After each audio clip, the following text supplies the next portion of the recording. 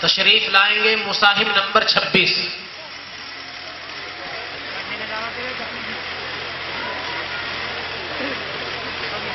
مصاحب number 26.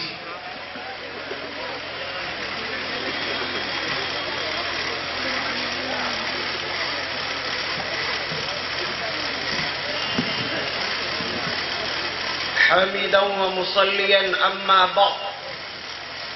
فأعوذ بالله من الشيطان الرجيم بسم الله الرحمن الرحيم أقيموا الصلاة وآتوا الزكاة صدق الله العظيم. حضرات حکم مستحکم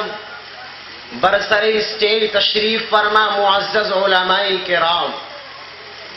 آج میں آپ حضرات کے روبرو ہو کر اس خاص حکم پر لب کشائی کرنا چاہتا ہوں کہ جس سے آج ساری دنیا کا مسلمان انتہائی زیادہ غفلت کا شکار ہو گیا ہے. عوام کا تو کیا گیلا، دیندار حضرات بھی اس محتم بالشان عبادت سے بے توجہی کی راہ اختیار کیے ہوئے ہیں. عزیزان ملت، اگر دیکھا جائے اور قرآن و حدیث کی روشنی میں بصیرت سے غور کیا جائے تو یقیناً یہ بات روز روشن کی طرح آیا ہو کر ہمیں اس بات کی خبر دے گی کہ اللہ کو رب مان کر، محمد عربی کو نبی جان کر، اسلام کو سچا مذہب مان کر بھی اگر کوئی مسلمان رزق کی تنگی کا شکار ہو رہا ہے، بے برکتی اس کے سر پر منڈلا رہی ہے، ترقی کے بجائے تنزلی کی طرف جا رہا ہے، ظلم و ستم اس کے اوپر کیے جا رہے ہیں، ظالم قومیں مسلط ہو رہی ہے،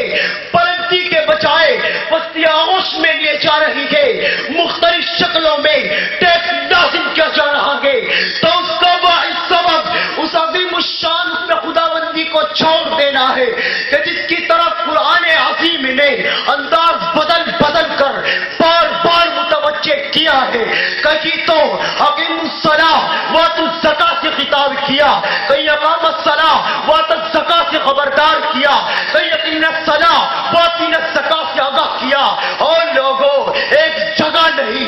سینکڑوں آیات کے اندر اللہ تبارک و تعالیٰ نے ترغیبات کے ذریعے بھی مسلمانوں کو اس رفیع الشان اور عظیم المرتبت حکم کو یاد دلایا ہے. حضرات گرامی، سید الکونین صلی اللہ علیہ وسلم نے بھی اپنی پیاری زبان مبارک سے